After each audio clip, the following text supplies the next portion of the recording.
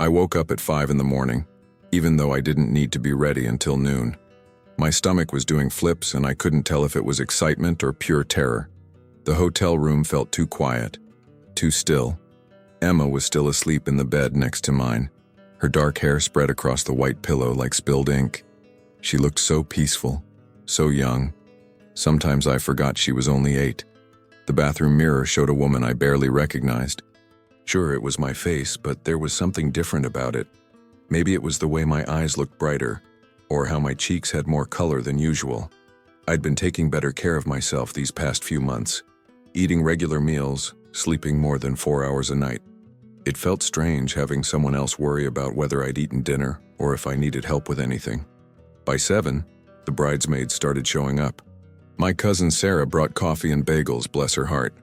My college friend Michelle had driven up from Portland with enough makeup to paint a small house.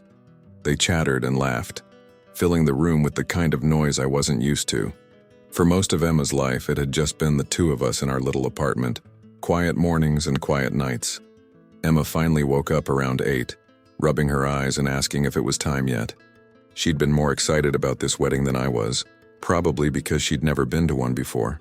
Last week, she'd practiced walking down the aisle in our living room about 50 times, holding an invisible bouquet and taking the tiny steps I'd taught her. The dress fitting went better than I expected. I'd bought it off the rack at a department store, nothing fancy, but it fit like it was made for me. White wasn't really my color. Never had been, but standing there in front of the hotel room mirror, I thought maybe I looked okay. Emma sat on the bed behind me, swinging her legs and telling me I looked like a princess. Kids say stuff like that, but the way she said it made me believe it for a minute. Around 10, my phone started buzzing with texts from people asking if I needed anything, if everything was on schedule, if I was nervous. The truth was, I was terrified. Not of marrying David, that part felt right, felt safe. But everything else, all these people watching, all this attention on us, it made my skin crawl. I'd spent 8 years trying to be invisible, keeping my head down, not making waves. Suddenly being the center of attention felt like wearing clothes that didn't fit. David texted me around 11, even though we weren't supposed to talk before the ceremony. "Just wanted to say I love you," he wrote. "See you soon." It was simple, nothing poetic or fancy, but it made my chest feel warm and tight at the same time. He'd been doing that a lot lately, saying exactly what I needed to hear without making a big deal about it. The ride to the venue was quiet, except for Emma chattering about how pretty everything looked. She was right. The place was beautiful, all white flowers and soft lighting. David's mom had insisted on paying for most of it, which still made me uncomfortable. I wasn't used to people spending money on me, especially not that kind of money. But walking into that room, seeing all those faces turned toward us, something settled in my chest. These people were here for us, for Emma and me and David. Maybe I didn't have to be invisible anymore. Maybe it was okay to let people see us, to let them care about what happened to us. Emma squeezed my hand as we stood at the back of the room waiting for our cue. Her little fingers were warm and steady, and for the first time all morning I wasn't scared. We were going to be okay. We were going to be more than okay. The ceremony went by in a blur of vows and rings and people crying happy tears.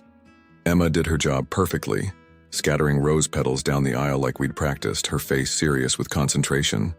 When David and I kissed at the end, she clapped so loud that everyone laughed, and for a moment everything felt exactly like it should. The reception hall was packed with people I barely knew. David's family was huge, aunts and uncles and cousins from 3 different states. My side was smaller, just a few college friends and some family members I hadn't seen in years. My stepmother, Patricia, had flown in from Phoenix, which surprised me. We'd never been close, not even when I was little and living in Dad's house. She'd always made it clear that I wasn't really her responsibility, just something she had to deal with because she loved my father. She brought her sister Linda with her, which I should have expected. Those two were like a matched set, always whispering together at family gatherings, always seeming to know everyone else's business before they did. They sat together during dinner, picking at their salmon and watching everything with sharp eyes. Emma was having the time of her life, running around in her blue dress and dancing with anyone who asked. David's nephew, Tommy, who was about her age, had appointed himself her bodyguard for the evening. They spent most of dinner time showing each other magic tricks with the dinner rolls and making faces at the adults. I was talking to David's Aunt Carol about her garden when I noticed Patricia and Linda had stepped outside onto the patio. The French doors were open, and I could see them through the glass, their heads bent close together. Something about their posture made my stomach tighten. They looked like they were discussing something important, something serious. About an hour later, I needed some air myself. The hall was getting warm, and my dress was starting to feel too tight around my ribs. I slipped out through a side door that led to the garden area, thinking I'd take a quick walk around the building and come back in through the main entrance. That's when I heard them. I wasn't trying to eavesdrop, but their voices were carrying in the still night air. They were standing by the catering truck smoking cigarettes and talking in the way people do when they think nobody's listening. "She's got her new husband now," Patricia was saying, her voice sharp and matter-of-fact. "She doesn't need to keep dragging that kid around everywhere. It's not fair to David having to take on someone else's mistake." My feet stopped moving. The words hit me like cold water, shocking and immediate. "Emma's a sweet kid, but let's be honest," Linda replied, taking a long drag of her cigarette. "Sarah's been playing the single mother card for years. Poor me, I have to do everything alone. Nobody understands how hard it is. Well, now she's got a man to take care of her. Time to grow up and make some real decisions." Exactly. The girl would be better off in a proper home anyway, with people who actually want children. Sarah's been holding herself back all these years, and for what? Some sense of martyrdom? It's ridiculous. I pressed my back against the brick wall of the building, my heart hammering so hard I thought it might explode.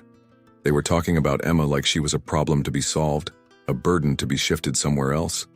Like she wasn't my daughter, my whole world. The reason I got up every morning and went to work and tried to be better than I was the day before. "David seems like a good man," Patricia continued, "but he didn't sign up to be an instant father to someone else's child. If Sarah really loves him, she'll make the right choice here." I stood there in the dark for what felt like hours but was probably only minutes, listening to them discuss my life, my daughter's future, like it was their decision to make. Finally, they finished their cigarettes and went back inside, still talking quietly between themselves. I stayed outside until my hands stopped shaking, until I could breathe normally again. Then I walked back into that bright, happy room full of people celebrating our new beginning, and I smiled and thanked everyone for coming and pretended like my world hadn't just shifted on its axis. The next morning came too early and too bright. David was already up humming some song I didn't recognize while he made coffee in the hotel kitchenette. He looked so happy, so content, like everything in his world had fallen perfectly into place. I watched him from the bed, still tangled in sheets that smelled like the hotel's industrial detergent, and wondered how I was supposed to tell him what I'd heard. Emma was sprawled across the other bed, still wearing her flower girl dress from the night before. She'd refused to take it off, said she wanted to sleep in it so she could remember the wedding forever. Her face was peaceful in sleep, one arm thrown over her head, the other clutching the small bouquet she'd carried down the aisle. "Morning, Mrs. Anderson," David said with a grin, bringing me a cup of coffee fixed just the way I liked it. The name still sounded strange to my ears. For 8 years, I'd been Sarah Mitchell, Emma's mom, the woman who worked double shifts at the diner and fell asleep doing homework with her daughter at the kitchen table. Sarah Anderson was someone new, someone I wasn't sure I knew how to be yet. We had breakfast with his parents at the hotel restaurant before everyone started heading home. His mom kept talking about how beautiful the ceremony had been, how happy she was to finally have a daughter-in-law, how excited she was to be a grandmother to Emma. Every word made my chest feel tighter, like I was wearing a sweater that had shrunk in the wash. Patricia and Linda were at a table near the window, eating continental breakfast and talking quietly between themselves. They both smiled and waved when they saw us, acting like nothing had happened, like I hadn't heard every word they'd said about my daughter. Patricia even came over to hug me goodbye, telling me how lovely everything had been, how happy she was for us. "Emma's such a sweet girl," she said, ruffling Emma's hair while Emma concentrated on cutting her pancakes into perfect squares. "You're so lucky to have such a good kid." The words sounded normal, even kind, but I kept hearing her voice from the night before. Some sense of martyrdom. Time to make some real decisions. Better off in a proper home. Back at David's house. Our house now, I had to keep reminding myself. I tried to act normal. I unpacked my suitcase and Emma's, hung up my wedding dress in the closet next to David's work shirts, made lunch from leftovers in the refrigerator. But everything felt wrong, like I was playing house in someone else's life. Emma seemed fine, chattering about the wedding, asking when we could see the pictures, wondering if Tommy could come visit us soon. She didn't notice that I kept staring out the kitchen window, or that I barely touched my sandwich, or that I jumped every time the phone rang. David noticed, though. He kept giving me these careful looks, like he was trying to figure out what was bothering me without actually asking.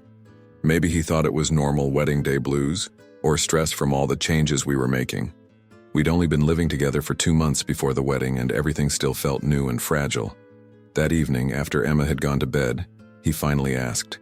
We were sitting on the couch, supposedly watching some movie he'd picked out, but I couldn't follow the plot to save my life. "You've been quiet today," he said, reaching over to take my hand. "Everything okay?" I wanted to tell him. The words were right there, burning in my throat. "But how do you explain to your new husband that your family thinks your daughter is a mistake, a burden, something to be disposed of now that you've found someone to take care of you? How do you admit that maybe, on some level, you're afraid they might be right?" Instead, I told him I was just tired, that it had been a long few days, that I needed some time to adjust to everything being different. He believed me, or pretended to, and we went to bed without talking about it anymore. But I lay awake most of that night, listening to him breathe beside me, thinking about Emma sleeping in her new room down the hall, thinking about Patricia's voice, so certain and cold, thinking about how I'd spent 8 years building a life around my daughter, and now everyone seemed to expect me to build a new one without her. 3 days after the wedding, David's family was still in town, and we'd planned a casual barbecue at his parents' house. Emma was excited because Tommy was going to be there, and she'd been asking all morning if we could stop by the toy store to get him a present. "Just because," she said. That's the kind of kid she was, always thinking about making other people happy. My grandfather had driven up from Sacramento, which surprised me. Grandpa Joe was 83 and didn't like to drive long distances anymore, especially not for social events. He usually sent a card and called it good. But there he was, sitting in David's parents' backyard in a lawn chair, wearing his best button-down shirt and looking more serious than I'd seen him in years. The afternoon started out normal enough. David's dad grilled burgers and hot dogs while his mom fussed over side dishes and made sure everyone had enough to drink. Emma and Tommy ran around the yard with the neighbor's dog, shrieking with laughter every time it chased them. Patricia and Linda sat at the patio table, picking at potato salad and making small talk with David's aunts. I was helping carry plates inside when I noticed Grandpa Joe hadn't touched his food. He was just sitting there, watching Patricia and Linda with this expression I couldn't quite read. When our eyes met across the yard, he gave me a small nod, like he was trying to tell me something without words. After dinner, when people were starting to talk about heading back to their hotels, Grandpa Joe stood up from his chair. The conversation didn't stop right away, but something about the way he was standing, so straight and purposeful, gradually drew everyone's attention. "Before folks start leaving," he said, his voice carrying that authority it had always had, even when I was little, "there's something I need to share with you all, something that's been weighing on me for too long." The yard went quiet. Even Emma and Tommy stopped running around and came to stand near the adults, sensing that something important was happening. Grandpa Joe reached into his shirt pocket and pulled out an envelope, yellow with age and soft around the edges like it had been handled many times. My heart started beating faster without me knowing why. "Your grandmother Margaret wrote this letter 20 years ago," he said, looking directly at me. "She made me promise not to open it until I thought the time was right. She said I'd know when that was." He paused, his fingers working at the envelope's edge. "I think that time is now." Patricia shifted in her chair, and I saw her glance at Linda with something that looked like worry. David moved closer to me, his hand finding mine. Grandpa Joe unfolded the letter carefully, his hand steadier than I'd expected. The paper looked fragile, like it might crumble if he wasn't gentle with it. "My dear Joe," he began, reading in his slow, careful way. "If you're reading this, then something has happened that's made you think our Sarah needs to know the truth about her childhood. I should have told her myself, but I was always too much of a coward, too worried about keeping the peace." My mouth went dry. Emma came and leaned against my leg, looking up at me with curious eyes. The letter went on to describe things I'd never known. Things that had happened when I was too young to understand or remember clearly. How Patricia had tried to convince my father to send me to live with relatives when I was 5, claiming it would be better for everyone. How she'd hidden letters from my mother's family, people who'd wanted to stay in touch with me after Mom died. How she'd made sure I never felt quite welcome in my own father's house, always making it clear that I was his responsibility, not hers. She never hit the child, Grandpa Joe read, his voice getting rougher. But she made sure Sarah knew she wasn't really wanted. Made sure she felt like a burden, like she was taking up space that belonged to someone else. I watched it happen, and I didn't do enough to stop it. That's something I'll regret until the day I die. The silence in the yard was so complete, I could hear cars passing on the street out front. Patricia's face had gone pale, and Linda was staring at her hands, like she'd found something fascinating in her nail polish. But the worst part, the part that made my legs feel weak, came near the end of the letter. Grandma Margaret had somehow known, or suspected, that Patricia would never really change, that she'd always see me as an outsider, someone who didn't quite belong, and that if I ever had children of my own, Patricia would feel the same way about them. "Watch out for Sarah's babies, Joe," Grandpa Joe read, his voice barely above a whisper now. "Patricia will try to convince her that being a mother is holding her back, that she'd be better off without that responsibility. Don't let her poison another generation with her selfishness." When he finished reading, the silence stretched on so long it started to hurt. Emma was still leaning against me, and I put my hand on her head, needing to touch her, to remind myself she was real and safe and mine. Finally, Patricia stood up, her chair scraping against the concrete patio. Her face was flushed now, angry, instead of pale. "That's ancient history," she said, her voice sharp. "Margaret always resented me, everyone knows that. She never got over the fact that your son chose me instead of mourning his first wife forever." But Grandpa Joe just folded the letter back up, his movements slow and deliberate. "Margaret kept a lot of things, Patricia. Letters, documents, recordings of phone calls." He looked at her steadily. "This isn't the only thing she left behind." The words I'd been holding back for 3 days finally found their way out of my throat. "You think Emma should be in a home?" My voice sounded strange to my own ears, too calm, too quiet. "You think she's holding me back?" Patricia's face went through a series of expressions: surprise, denial, then something that looked almost like relief, like she was tired of pretending. "Sarah, that's not what I meant." "I heard you," I said, still in that same level voice. "At the wedding, you and Linda talking about how I should make the right choice now that I have David, how Emma would be better off somewhere else." The yard was so quiet I could hear Emma's breathing next to me. David's hand tightened on mine, and when I looked at him, his face was hard in a way I'd never seen before. Linda tried to jump in, her voice high and nervous. "You misunderstood what we were saying. We were just concerned about you, about how hard it's been." "Don't." The word came out sharper than I intended, and Emma looked up at me with worried eyes. I softened my voice but kept my eyes on Linda. "Don't lie to me anymore, I know exactly what you said." Patricia straightened up, and for a moment I saw the woman who'd made my childhood feel like I was always apologizing for existing. The woman who'd made me believe that love was something you had to earn, and that I'd never quite earned enough. "Fine," she said, crossing her arms. "You want the truth? That little girl has been your whole world for 8 years. You've never had a real relationship, never finished college, never had a chance to figure out who you are outside of being her mother. Now you have an opportunity to build something with David, to have a real family. She is my real family."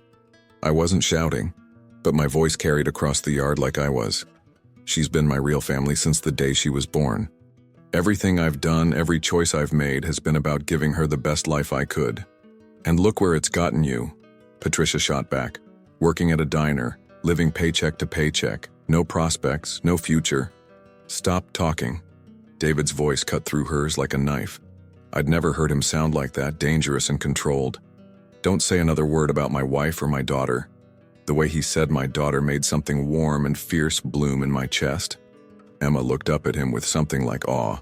"Your daughter?" Patricia's laugh was ugly. "David, you seem like a nice man, but you don't know what you're getting into. That child isn't your responsibility. Yes, she is. David let go of my hand and stepped forward, putting himself slightly between Patricia and Emma. She became my responsibility the day I married Sarah. She became my daughter the day I promised to love and protect this family.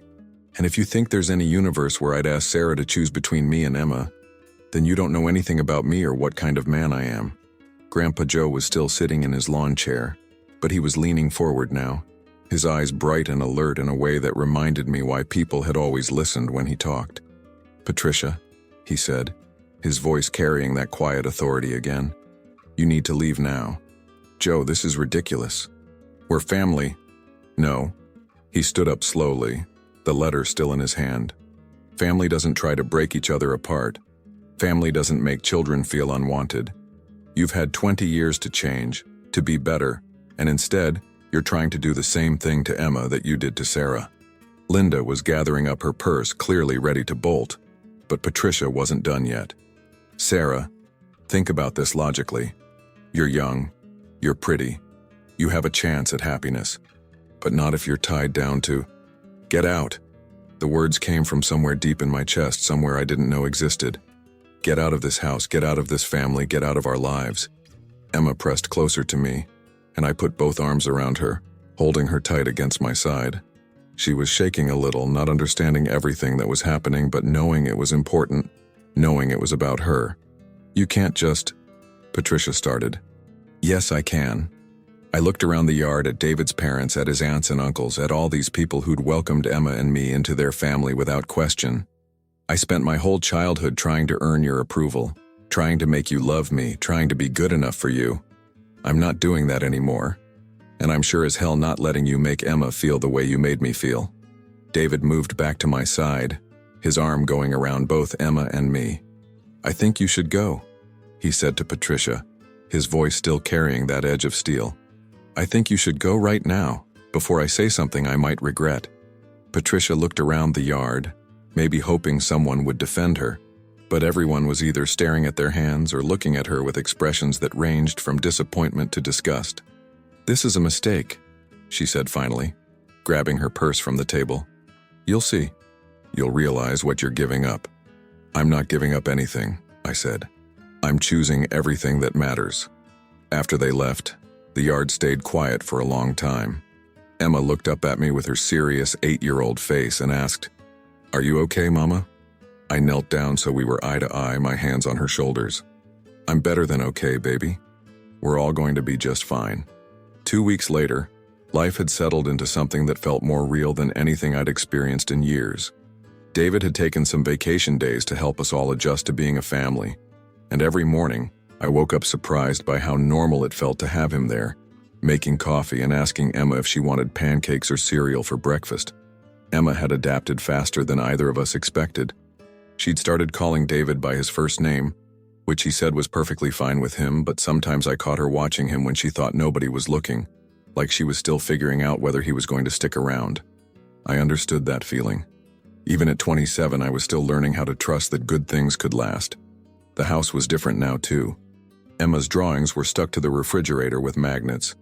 Her sneakers were usually kicked off by the front door, and her chapter books were scattered across the coffee table. David had cleared out a whole shelf in the living room for her stuff, and he'd hung up the paintings she'd made him at school. A picture of the three of us holding hands in front of a house with a crooked chimney and too many windows. Grandpa Joe had been coming by almost every day, which was new for him. He'd always been part of our lives, but more like a distant, benevolent presence. Christmas cards with $20 bills inside, birthday phone calls, the occasional Sunday dinner. Now he showed up with photo albums and stories I'd never heard before, filling in gaps I hadn't even known existed. "Your mama was about Emma's age in this one," he said one afternoon, pointing to a picture of a little girl with dark hair and serious eyes, standing next to a woman who looked exactly like me. She used to say she was going to be a teacher when she grew up, help all the kids who felt different or left out. Emma studied the picture carefully, tracing the edge with her finger. "She looks sad," she said. "She was sad sometimes," Grandpa Joe agreed. "But she was brave too, just like her daughter." These conversations usually happened while David was at work and Emma was at school. Quiet hours where Grandpa Joe would tell me things about my mother, about my early childhood, about the family I'd lost when I was too young to remember them clearly. It was like getting pieces of myself back, pieces I'd thought were gone forever. The hardest part was learning how to be angry. I'd spent so many years pushing down my feelings about Patricia, about my childhood, about always feeling like I was too much trouble, too needy, too grateful for scraps of attention. Now that I'd finally said those words out loud, "Get out of our lives," I kept expecting to feel guilty about it. Instead, I felt lighter, like I'd been carrying something heavy for so long I'd forgotten what it felt like to stand up straight. David and I talked about it sometimes, late at night after Emma had gone to bed. He told me about his own family, how his parents had always made it clear that love wasn't conditional, that belonging wasn't something you had to earn over and over again. It was a foreign concept to me, but I was learning. "Emma's not lucky to have you," he said one night when I was worrying out loud about whether I was doing everything right. "You're not doing her some kind of favor by raising her. She's your daughter. Taking care of her, loving her, protecting her, that's not charity, Sarah. That's just what parents do." It was such a simple idea, but it hit me like a revelation. I'd been thinking about myself as Emma's rescuer for so long, like I deserved credit for not abandoning her, for choosing to be her mother every day. But David was right. She wasn't lucky to have me. We were lucky to have each other. Emma seemed to sense the change in me, the way kids always do. She was more relaxed, more willing to ask for things she wanted instead of just hoping someone would notice she needed them. Last week, she'd asked David if he could teach her how to ride his bike, and when he said yes immediately, without hesitation, she'd grinned so wide I thought her face might split in half. The three of us had started having breakfast together every morning, a real sit-down meal instead of grabbing granola bars on the way out the door. Emma would tell us about her dreams from the night before, usually elaborate stories involving talking animals and magical kingdoms. David would listen like every word was important, asking questions and making suggestions for what might happen next. These were the moments when I understood what people meant when they talked about family. Not the biology of it, not the legal paperwork, but the daily choice to show up for each other, to make space for each other's weirdness and worries and dreams. Patricia had been wrong about everything, but especially about this. Emma hadn't held me back. She'd made me stronger, braver, more capable of love than I'd ever imagined I could be. And now, watching her help David make Sunday morning pancakes, flour in her hair and batter on her nose, I knew we were exactly where we belonged.